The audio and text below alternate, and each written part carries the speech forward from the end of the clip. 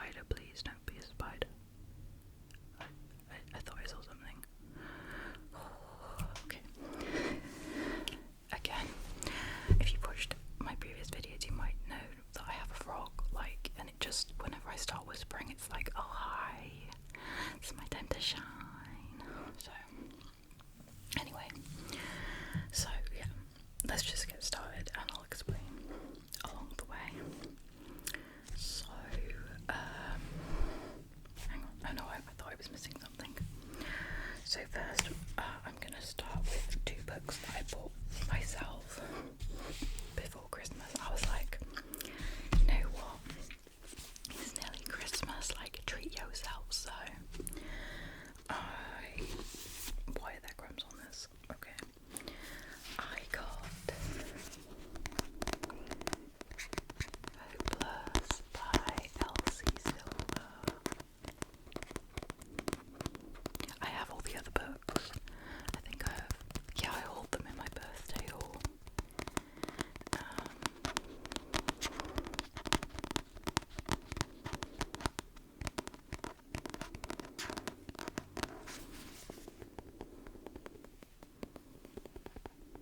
I feel like I'm really bad at tapping. I'm better at this. So, this is the last book in a series of 5 interconnected romance books. They're interconnected standalones.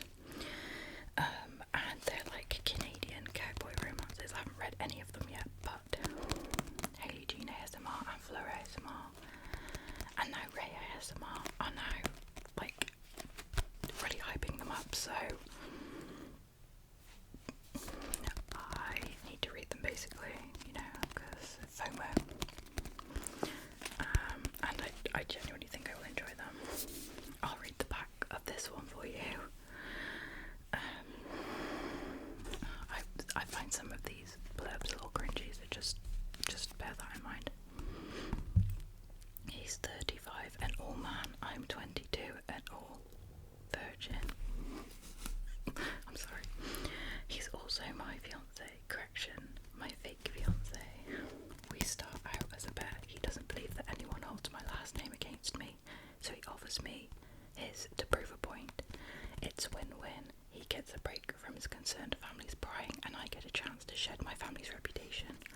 He says all I have to do is wear his ring, follow his lead and pretend I can't keep my hands off him in public. But it's what happens between us in private that blurs all those carefully drawn lines. It's what transpires behind closed doors that doesn't feel like pretending at all. This engagement was supposed to be for show. This agreement, it has an end date. He once told me he'd never fall in love, and yet here I am, head over heels for my fake fiance. I really do not like synopses on the back of books or Goodreads that are written in first person. I just don't like them. I don't know.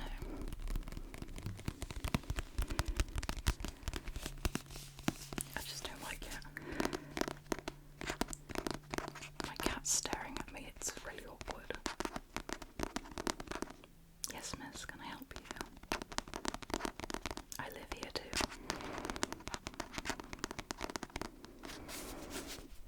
I really, really love these colours.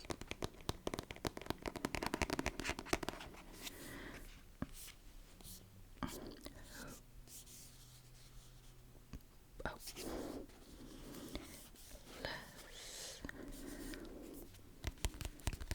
I also want to read Elsie Silver's other series, Gold Rush Ranch.